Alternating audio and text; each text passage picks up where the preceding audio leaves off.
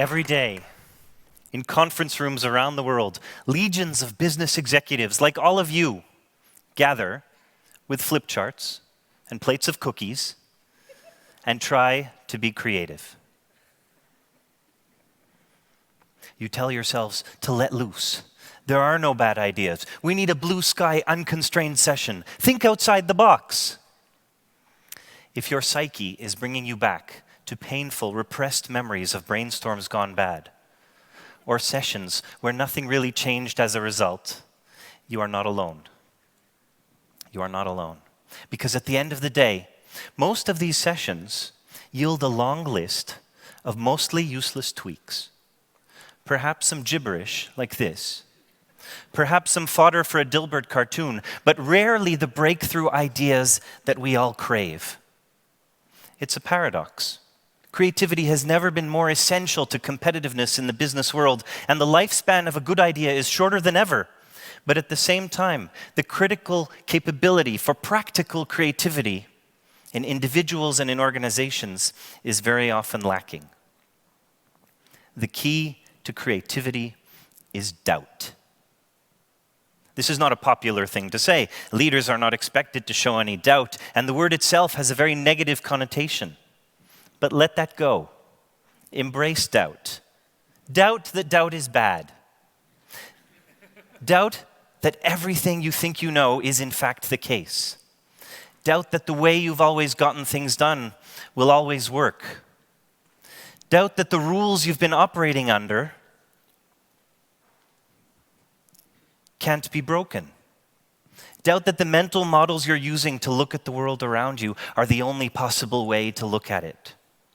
If you have the courage to take a step back and to break free of the mental models that you use to simplify and interpret the world in front of you, then you can have a breakthrough. And you can do it in an amazingly successful creative session without coming up with a single new idea, as long as you start with doubt. George Orwell said that to see what is in front of one's nose requires a constant struggle. And the point of doubt is to open your eyes to the ways in which your mental models are holding you captive. It's about releasing the constraints, removing the blinders that you have on, and understanding the assumptions, like this is the way we do things around here, that get us through each day. But all of us cannot help but think using all of these mental models or boxes. We have no choice. And so thinking outside the box actually makes no sense. Doubt means recognizing that all of your boxes are only working hypotheses, that they are subject to change.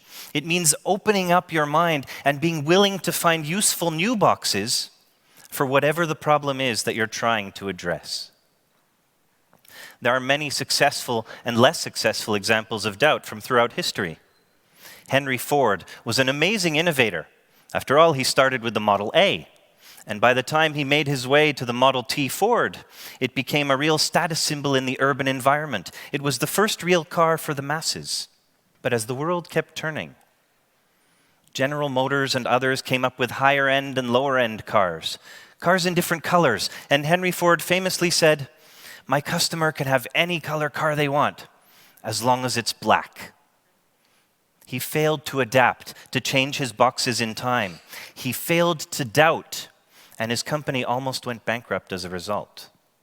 But when the Model T, this status symbol in the urban environment, spread to the countryside, farmers would buy one, remove the back row of seats, and use it to haul their tools and hay and produce. And it took 19 years of that for the first pickup truck to be invented. 19 years of people refusing to doubt their boxes, refusing to change this mental model of the car as a status symbol in the urban environment. Bic is a pen company, a French pen company, founded after World War II. And in fact, for 30 years, they made only pens. So imagine a brainstorming session at Bic in the early 1970s. You might say, "We can make 4-colored pens." And you might say, "We can make erasable pens." And you might say, "We can make pens that say Marriott or Sheraton or TED on them," although TED didn't exist yet, still. Then you might say, "We can make razors." Now, the immediate, instinctive reaction of all of your colleagues in the room, mais non, c'est pas possible. You're crazy. We are a pen company. We are a pen company.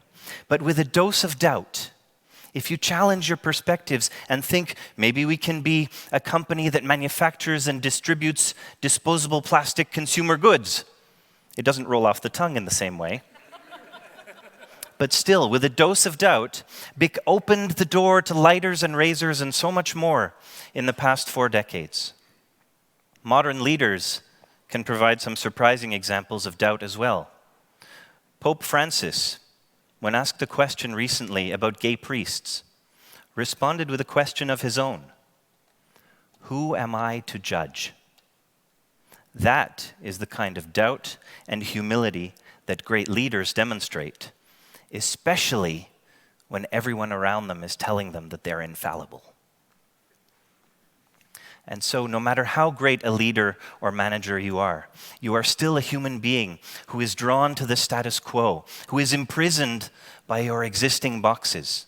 Take the time, deliberately and regularly, to list the assumptions and constraints and boxes that you're using to interpret the world in front of you. The ways you're thinking about your company, your customers, your competitors, and your life. And then think about which of those boxes are ready for a change. Which of those boxes need to be refreshed? It's not easy. And it's certainly harder than bringing people together in a room and saying, we need growth. Think outside the box. But if you can manage it, you'll be freeing yourself from the prisons you're in. You'll be allowing yourself to nurture many useful new boxes. And you'll be able to do it without coming up with a single new idea, as long as you can change an existing one. Bic, after all, didn't invent the disposable plastic lighter or razor. They simply had to change the way they looked at themselves. The flip charts and the cookies can help, but they're not required. Same thing for the latest technology. If you don't start with doubt, technology will just get you to the wrong place faster. Same thing with painting the walls a certain color or a change of scenery. All of these things can help, but they're neither necessary nor sufficient. The only thing that is absolutely required for practical creativity is to start with doubt. Thank you.